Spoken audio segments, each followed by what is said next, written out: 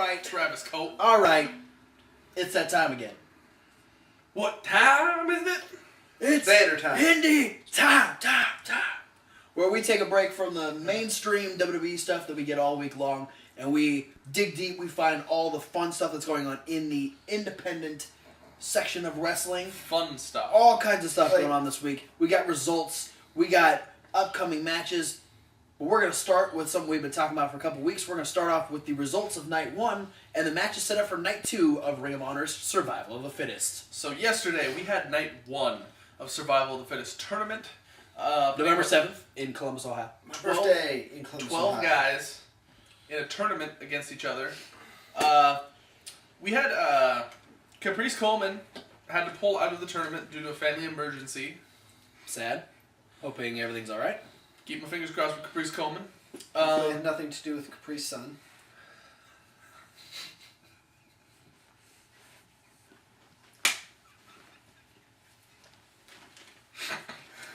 Oh, Jesus. So we had Will Ferreira taking his place. I don't know anything about Will Ferreira. Do you know? Not much. Okay. He's been on the Ring of Honor roster a long time, but he's not a guy you rarely ever see this guy highlighted by much. Is he more of an up and coming guy? Maybe he's one of those lingerers. Oh, alright. But he replaces him. Unfortunately for him, his match was against Tommaso Ciampa. Fun. Who won with his running knee strike in the corner. Tommaso Ciampa's rude. He is. We had Roderick Strong defeat Tadarius Thomas with the Stronghold. Sorry, Thomas, you're out of the tournament. Oh, man.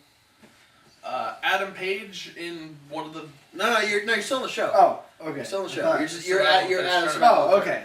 Sorry, I got confused. You are not fittest to survive. So you might die. Damn it. But you gotta stay here and talk to the people. And die. Maybe. Just hide under a rock, you'll be fine. In the one match that kind of had sort of a storyline implication, we had Adam Cole versus Cedric Alexander. Yes. Adam Cole wins. Knocks Cedric Alexander out of the tournament. Cole... You mean Adam Page? Adam Page is what I meant. Adam Page beat Cedric Alexander. There's two Adams in this tournament. Because Adam Cole went against Delirious. Yeah, there's two Adams in this tournament. And if you put two Adams in anything, I'm going to get confused. Just do Page and Cole. Yeah, if you put two atoms together, you'll get some sort of new element. Adam Page knocked out Cedric Alexander. Adam Cole went against Delirious. The match apparently started out slow, had a really long build, and then had a finish where Cole beat Delirious by countout. Really? He locked the figure 4 leg lock on Delirious on the outside. People who know the rules of Ring of Honor, you know what happened. People who don't know the rules of Ring of Honor, they have a 20 count on the outside. It's a long time. So he kept the figure 4 leg lock on Delirious until 15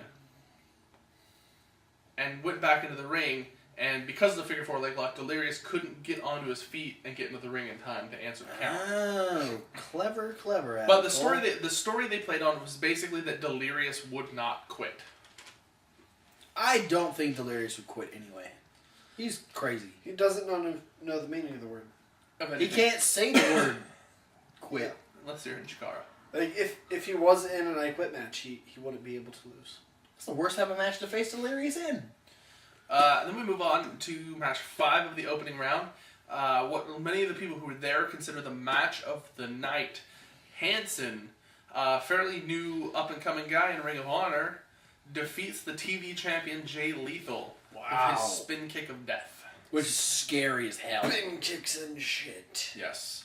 Then we took a break from tournament action, and we had the Decade being represented by B.J. Whitmer and Jimmy Jacobs lose to the Addiction, Christopher Daniels and Frankie Kazarian. Hell yeah. And then we went to what people considered was the main event of the tournament night 1, Matt Sydal versus ACH. This was super exciting match from what a lot of people say. This already had a lot of buzz around it. Yes.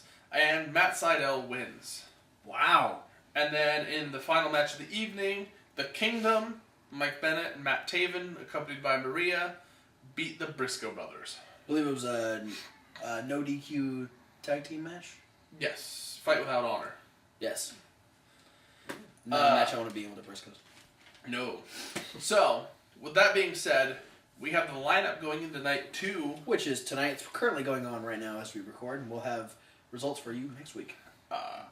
The Briscoes will be facing the Addiction for the first time ever. That's gonna be fun. Yeah, I'm excited for that one. And then some of the people who got knocked out of the tournament are coming back for singles action.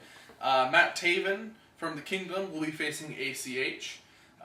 Mike Bennett from the Kingdom will be facing Will Ferreira or Caprice Coleman if Caprice is back in time for night 2. Okay. Cedric Alexander and Jay Lethal, who were both eliminated from the first round, will be going one-on-one against each other. Ooh. And we have the team of Moose and R.D. Evans facing the Decades, Jimmy Jacobs and B.J. Whitmer. And then finally, we're going to have the survival match. The 6-way eliminator between Tommaso Ciampa, Roderick Strong, Adam Page, Adam Cole, Hanson, and Matt Sydal. That is just a whole... There's all kinds of wrestling styles in that. Mm-hmm. Yep. Like, that is just going to be... you said it yourself, like, 6-ways are already really interesting to watch because there's so much action to keep your eye on. But with that much different wrestling ability... Yeah. I need to see that. That's going to be good.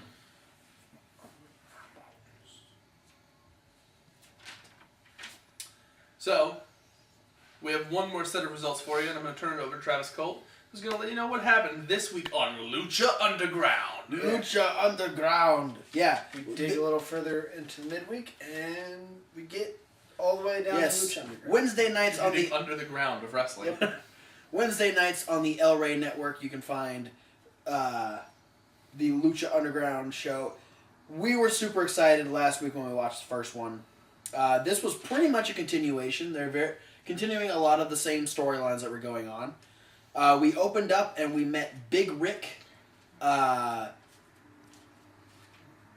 Cisco, and then Chavez Castro. Chavez Castro. Okay, we weren't totally sure on his first name when we watched it because he's Which was which? yeah Chavez it was Castro. yeah it was a very awkward thing.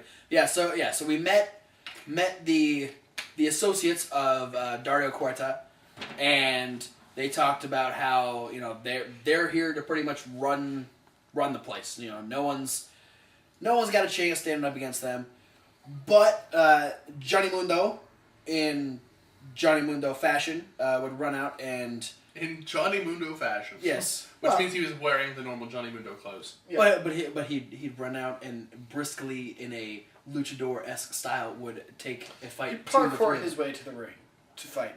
I wish he did because that would have been awesome. Which was kind of weird because then one guy runs into the ring with 3 dudes, and the biggest of the 3 dudes just decides to take a hike. Yeah, Big Rick was like, "No, I'm done. I am not. I'm gonna let these 2 smaller guys handle this fight for me. Yeah. I'm not getting my hands dirty. This is just crazy." Mundo cleared the ring. Then Cisco and Chavez started grabbing chairs, and in order to even the odds out, Prince Puma came out. Well, see, what no one was counting on though is that Big Rick is parkour phobic. Oh, wow. Yeah. It's going to put him at a disadvantage. I had a different understanding of the situation. It was that Big Rick, formerly known as Ezekiel Jackson, was just so in awe because Johnny Mundo, a.k.a. John Morrison, had a more impressive WWE run than he did. Maybe. So he was starstruck. Yeah. Prince Puma would slide in right into a bro hug with Johnny Mundo, and Dario Cuarta would Teddy Long that shit and make a tag team match, and we'd have Prince Puma and Johnny Mundo defeat Cisco and Cortez. Awesome Chavez Castro. Castro. No, Cortez. Cortez was what we thought it was initially. No, it is. It is Cortez Castro, not Chavez. We are so confused. It's Mexican. We don't know names. Cortez Castro. The finish was an awesome, beautiful tandem 450 Yes, splash. double 450, just in perfect unison, so good. Johnny Mundo and Prince Puma get the win. Uno, dos, tres. Yes, thank you. And your winners, Prince Puma and Johnny Mundo. Johnny Mundo. We get a little vignette afterwards. It's Conan talking to Prince Puma, Leave Johnny Mundo yeah, alone. Yeah, your fight is not with Johnny Mundo. You need to trust one person in this company, and it's me. And Prince Puma was like, yeah, I wasn't fighting Johnny Mundo. It's true. Well, if he's telling him your fight's not with Johnny Mundo, he's like, yeah, I know, it's with these other guys. Yeah. Who I was fighting. We get a quick Mil Muertes teaser vignette. Very, very scary. Yes. We just kind of we get Katrina, who's kind of just talking, like narrating this creepy, like 1,000 deaths thing, and we just kind of get snippets of Mil Muertes. Mil Muertes. That's hard to say. Mil Muertes. Who will be debuting later in the main event. He's a very thick man Yes, wearing he is. a mask. Yes. And he likes to bar a lot at the camera. And then our next match, we had Son of Havoc, who we saw last week face off against Sexy Star, would be accompanied by Ivelisse. Yes. Ivelisse from the Tough Enough series with Stone Cold, Trish Stratus, and Booker T, and Bill DeMott. Yes. Yep. They would be taking on the tag team of Sexy Star and Chavo Guerrero. Junior. Yes. Not senior, because he can't wrestle all that well anymore. Because he's old. Awesome match again. Like, I love the fact that we get more intergender stuff in Lucha Underground. Yeah. And these girls are freaking good. Lucha. Ivelisse looks super hot in her biker getup, studded top, short leather shorts.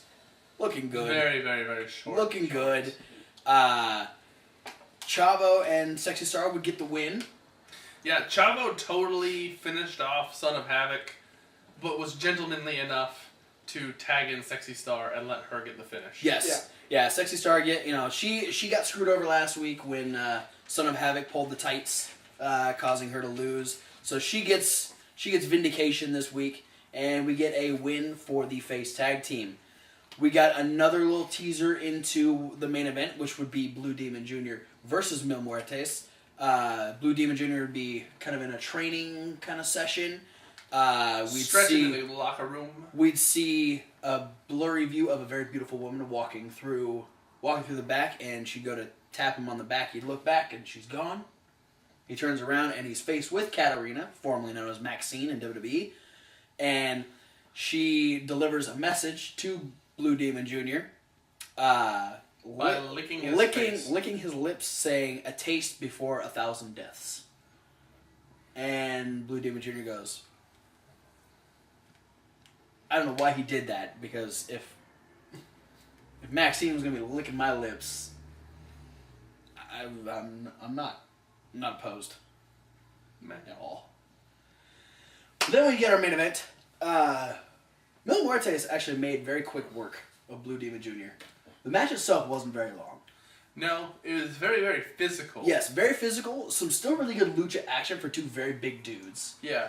Blue Demon definitely is not at a lack, despite his age and a thicker size because of his age, is not at a lack for traditional lucha libre maneuvers. Yes.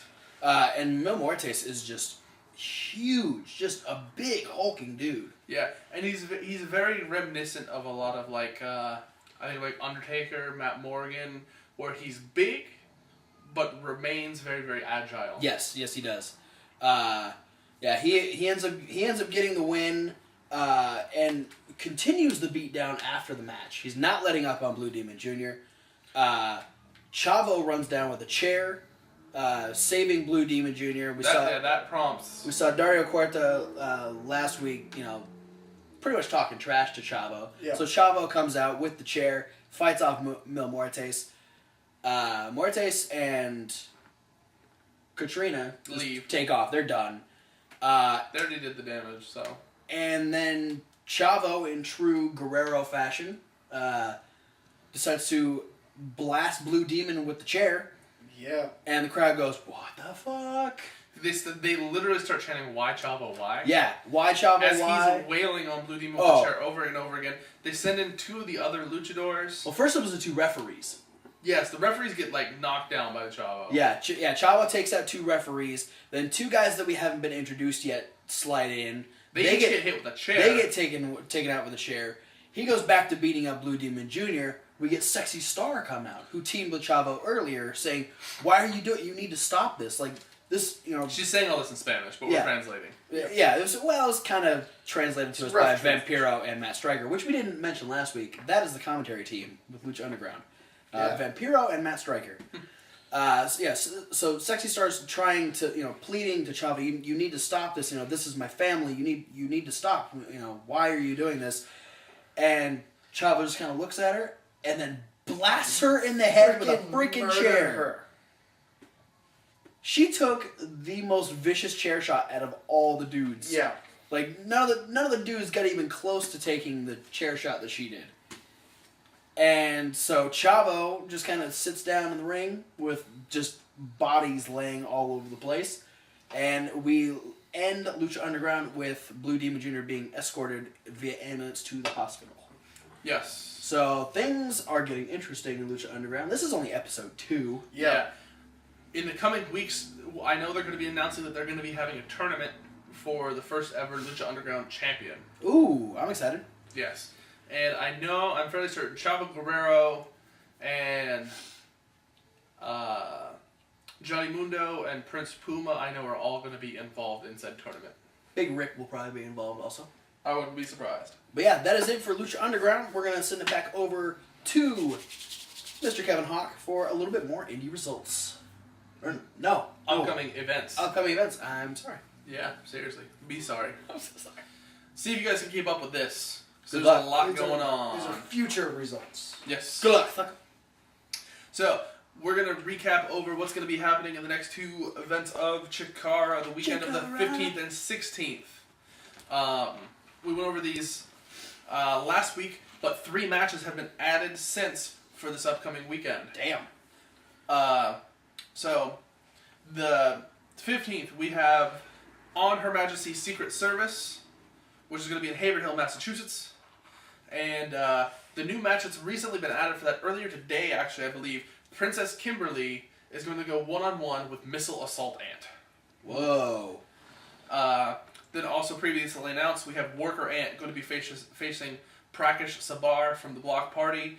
Shinron versus the Block Party's Proletariat Boar of Moldova. The Spectral Envoy and the Batiri versus the Flood hasn't been announced yet if this is 4-on-4 or 5-on-5. Well, and it could very well be 4-on-4 because we don't know where Ultramantis Black is currently. Yeah. So last we've seen, he was following Delirious off with the Eye of Tyr. Yeah. We're going to have a rematch between Ashley Remington and Juan Francisco de Coronado. Yeah. And the main event is going to be Icarus, the Throwbacks, and the Osirian Portal versus Sidney Bacabella's Wrecking Crew in all of its glory.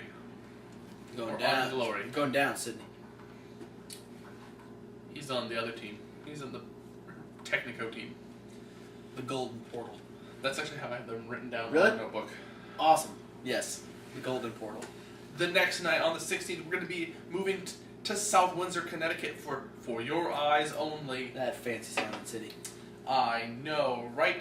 Let's see. We've already had announced that Worker Ant is going to be facing Hollow Wicked for the first time ever. That's interesting. And the Osirian Portal are out for revenge as they're going to face Jaka and Oleg, the team that eliminated them from King of Trios Night 3 Tag Team Gauntlet.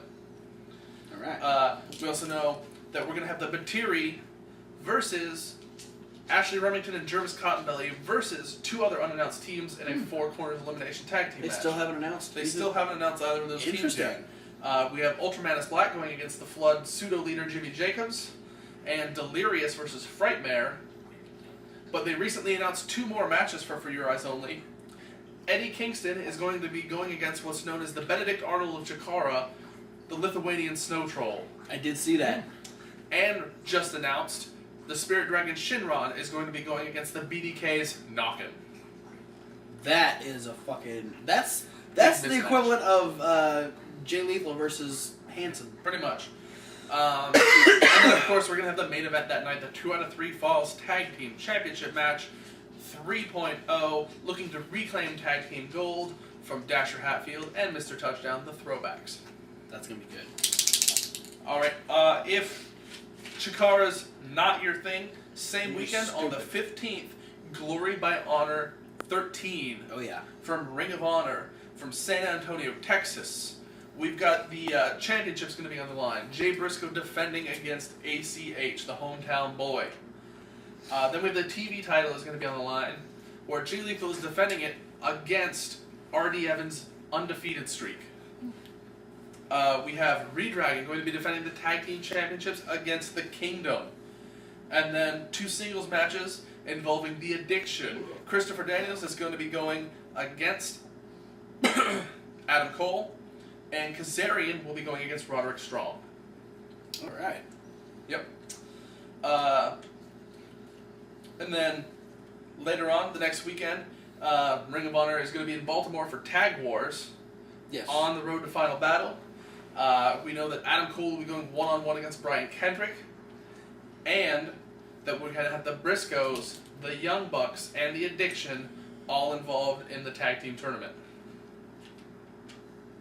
That's already so we got 3 more teams to be 3 more teams to be announced. added to that. And then that's on the road to Final Battle, which is going to happen on December 7th or 17th. Or December 107th, as I wrote it in my notebook. A week after... I know. We did let you be up here last time. A week after Tag Wars in Cleveland, Ohio, we're going to have AIW's Hell on Earth 10.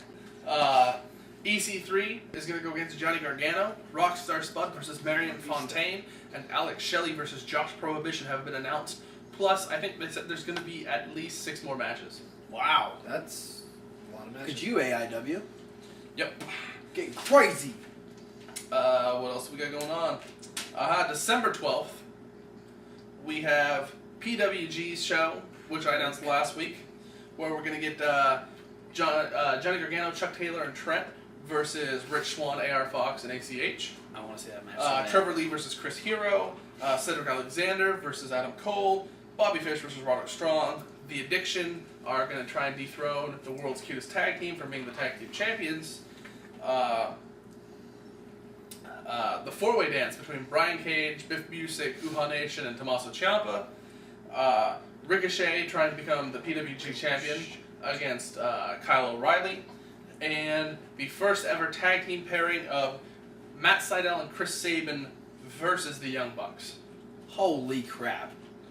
Now, 6 days before that, though, we're going to have CZW in Voorhees, New Jersey, doing Cage of Death 16. Still nobody announced for that show yet. We know most of the CZW guys are going to be there, but we don't know who's going to be in what matches. But one of the longest running traditions in indie wrestling right now absolutely. is CZW's Cage of Death. And if the Ultraviolence, and that's Cage of Death is going to be live on iPay-per-view this year. Ooh, wow. But if Ultraviolence is not your style, also live on iPay-per-view, is going to be Chikara's season finale. Oh, yeah. Tomorrow Never Dies.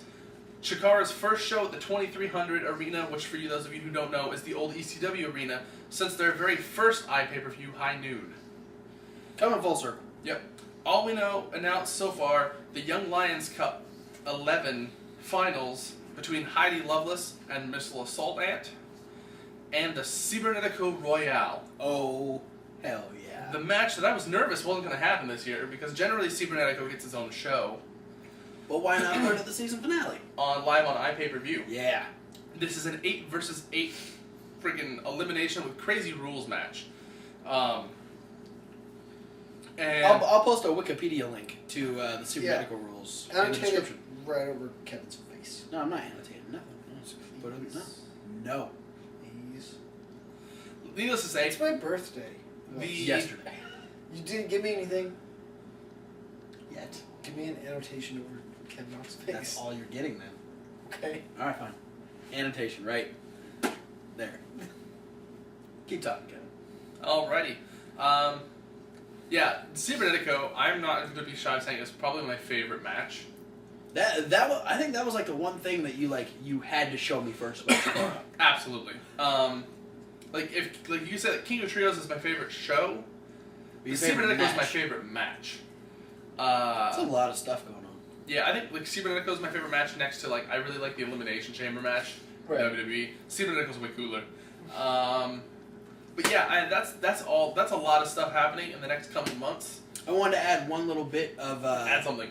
So, going back to the fact that we got Tag Wars coming up pretty soon for Ring of Honor, their current tag team champions, Redragon, Kyle O'Reilly, and Bobby Fish, just recently won the Super Juniors tournament over The Super Juniors tag team tournament. Tag team tournament over in Japan, and just today, I believe, won the IWGP Heavyweight Tag Team Champions. So, yeah, Redragon is making some noise all around the world, and now they've got a whole tournament coming up pretty soon, where they've got the Bucks, the Briscoes, the Addiction. And the winners have to fight them. Yeah, so, yeah, Redragon's making some noise, and they're climbing up the tag team ranks real quick. Very much the way Ricochet was doing earlier this year. Huh. I don't know what Ricochet's doing now. Well, I know at PWG he's going to be trying to fight Kyle O'Reilly for the championship on the 12th of December. He's facing half the quickly rising tag team champions. Yeah. Huh. All right. It's like quickly rising crust in a fight to the death.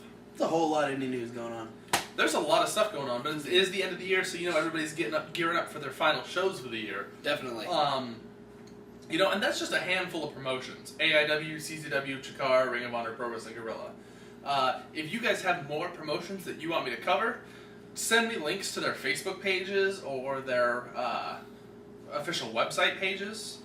I'd love to cover your guys' favorite promotions. Definitely. If your guys' promotions don't have websites, either you fill me in personally or tell them to start a website. Yeah. I mean, that's the number one problem I'm having with a lot of indie promotions is you can't find any information on what's going on about them because they don't have websites, they don't have Facebook pages, or they do have Facebook pages but they don't post much. Speaking of that Indie wrestling needs to advertise. And we have many ways that you can get a hold of us. They're all down in the description right now. You can get all of our Twitter handles. You can get our email. You can post comments down below. You can like us on Facebook. We've got a Tumblr page. Any type of social media you have, we're pretty much covering all the bases right now. We don't have Vine and Instagram and stuff like that, but the big ones we've got. Let us know what's happening in the world of wrestling. Let us know what you like in the world of wrestling. Let us know about your favorite indie promotions, and we can promote them right here on the Wrestling Rundown. Yeah. We would like to, because as much as we love our mainstream wrestling and the entertainment and storylines that they bring to us every week on television, we also like to see the up-and-coming guys and basically who I like to call the stars of tomorrow. Yeah. I'll be honest right now. This week, I was most excited for Lucha Underground. I was most excited for NXT. Which has got a lot of indie guys on it. Mm-hmm. That's why I'm excited for NXT. We'll get to that in just a second. Yeah, so, thanks. Are we there yet? Not yet. Liar. I know, that was a blatant lie. We'll get there in just Don't be so second. literal. I gave you an annotation on his face. Which now is gone. That was a cool trick. Right? Yeah. Indie stars are, if you're watching, seeing Sami Zayn and Cesaro and Adrian Neville and Hideo Itami on shows like NXT and Superstars and Raw, shows you that these guys are the future of professional wrestling. So the more you let me know of who you want me to cover, the more we're going to be looking into the future of WWE's programming. Absolutely. I think So all that he said, stuff, email us. All that's down below. Email me. If you can find me personally by my email address, you get a biscuit. You get a nugget and a biscuit. With mashed potatoes and barbecue sauce? Yeah. Nugget and a biscuit. Nugget, biscuit, nugget and a biscuit. Oh, man. Okay. We love you, Toby. So that's it for the indie news. We'll be moving on to the midweek wrap-up here pretty soon. And we got Streak Week coming up. We have the SmackDown Rundown. It's going to be another fun-filled show for the Wrestling Rundown. So Midweek wrap-up. It's not doing anything. I said that. Click the videos over there in the playlist. And this annotation on your face. That's not an annotation. Oh! That's just my face. And a sheet of paper. We'll see you at the midweek wrap-up. We will? Yep. We do this like almost every video. I know. Let's not do that anymore. Okay. Bye, guys. Bye.